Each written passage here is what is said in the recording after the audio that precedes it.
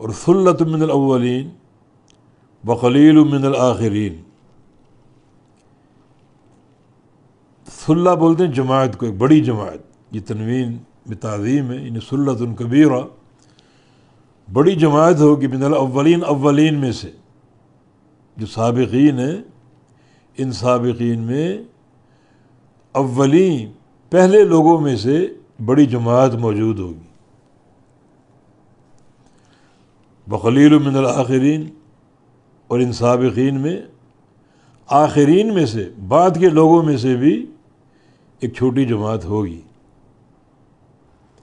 یعنی جو سابقین کی جماعت ہے اس میں زیادہ تر کون لوگ ہوں گے؟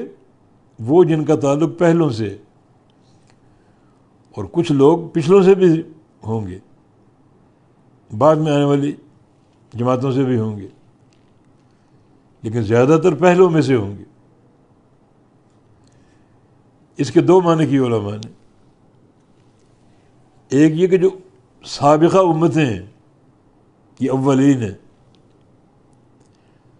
اب سابقہ امتیں بھی لاکھوں کی تعداد میں، تو ان سب کے افراد کو جمع کیا جائے تو ایک بڑی جماعت بن جائے گی. اس کے مقابلے میں امت محمدیہ صلی اللہ علیہ وسلم ایک ہی امت ہے، تو ظاہر ہے کہ ساری امتوں کے مقابلے میں ان کی تعداد تو کم ہی ہوگی. ایک طرف لاکھوں امتیں اور ایک طرف ایک امت، تو تعداد کا غلبہ لاکھوں امتوں کے لیے ہونا چاہیے. ایک تو یہ مراد اس سے ہو سکتا ہے کہ اولین سے مراد امم سابقہ، اور آخرین سے مراد آخری امت محمد کریم صلی اللہ علیہ وسلم کی امت. اور ایک معنی یہ کہ یہ اولین اور آخرین دونوں کا تعلق امت محمدیہ سے صلی اللہ علیہ وسلم. امت محمدیہ کی دو قسموں کر لو، دو قسمیں.